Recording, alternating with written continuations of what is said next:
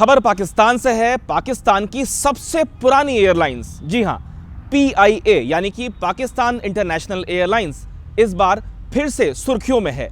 सुर्खियां सिर्फ इसलिए नहीं कि पाकिस्तान इंटरनेशनल एयरलाइंस ने कोई उपलब्धियां हासिल करी हैं या तकनीकी स्तर पे वो अपग्रेड हुई है, बल्कि सुर्खियां इसलिए कि पाकिस्तान इंटरनेशनल एयरलाइंस का क्रू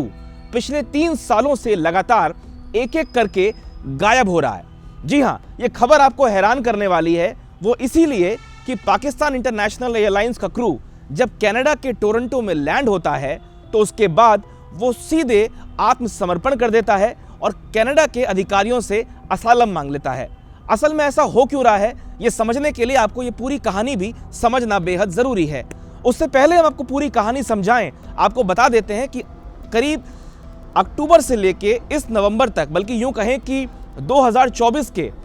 फरवरी मार्च से लेके 2025 के नवंबर तक करीब 12 से 15 लोग पाकिस्तान इंटरनेशनल एयरलाइंस के क्रू के गायब हो चुके हैं। गायब क्या हुए हैं, असल में वो कनाडा में शरण ले चुके हैं, वहां के अधिकारियों के आगे असाइलम मांग चुके हैं और उन्होंने इस्लामाबाद, लाहौर और कराची लौटने से मना कर दिया। कारण क्या है कि पाकिस्तान इंटरनेशनल एयरलाइंस, जो पाकिस्तान की सबसे पुरानी और चर्चित इंटरनेशनल एयरलाइंस है, असल में वो $825 बिलियन के लायबिलिटी के नीचे है, यानी कि उसके ऊपर $825 बिलियन का कर्जा चढ़ा हुआ है। पिछले साल इसी को देखते हुए शहबाज शरीफ की सरकार ने पाकिस्तान में इसको लेके बाकायदा एक बिडिंग की थी, लेकिन कोई भी पाकिस्तान का व्यापारी या एविएशन सेक्टर से जुड़ा हुआ व्यापारी पाकिस्तान इंटरनेशनल एयरलाइंस के इस लफड़े में हाथ डालने को तैयार नहीं हुआ।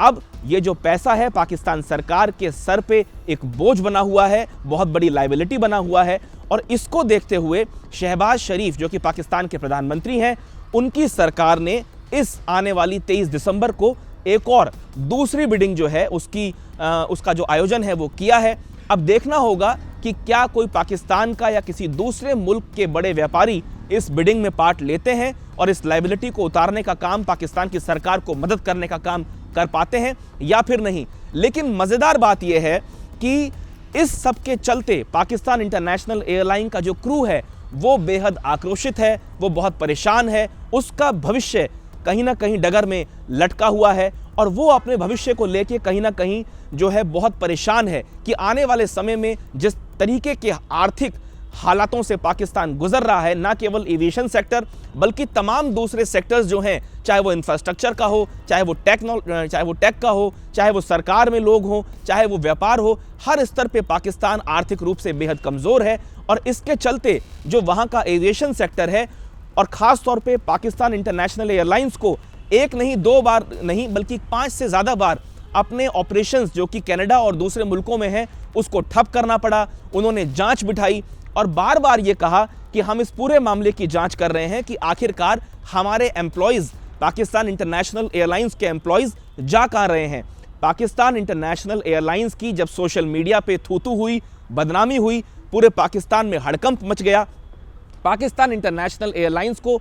एक्स पे ट्वीट करके आखिरकार अपना स्पष्टीकरण देना पड़ा। हालांकि उन्होंने इस पूरे मामले को रफा दफा करने के लिए और पाकिस्तान में मचे हड़कंप को शांत करने के लिए यह ज़रूर कहा कि जो बात सोशल मीडिया पे पाकिस्तान के विरोधी पाकिस्तान इंटरनेशनल एयरलाइंस को लेके बता रहे हैं वो सरासर बेबुनियाद है, झूठ है, भ्रामक है। और पाकिस्तान इंटरनेशनल एयरलाइंस के जो स्पोक्स पर्सन हैं उन्होंने मीडिया में आके ये बयान दिया कि बाकायदा ये सब बातें भ्रामक हैं और कोई क्रू गायब नहीं हुआ या कोई 12 से 15 लोग गायब नहीं हुए। लेकिन वहाँ की मीडिया के दबाव में और सोशल मीडिया पे फैलती हुई खबरों ने आखिरकार उनको ये मानने पे मजबूर किया है कि कुछ ना कुछ लोग जो हैं वो ज़रूर पाकिस्तान इंटरनेशनल एयरलाइंस के इस पूरी प्रक्रिया में गायब हुए हैं।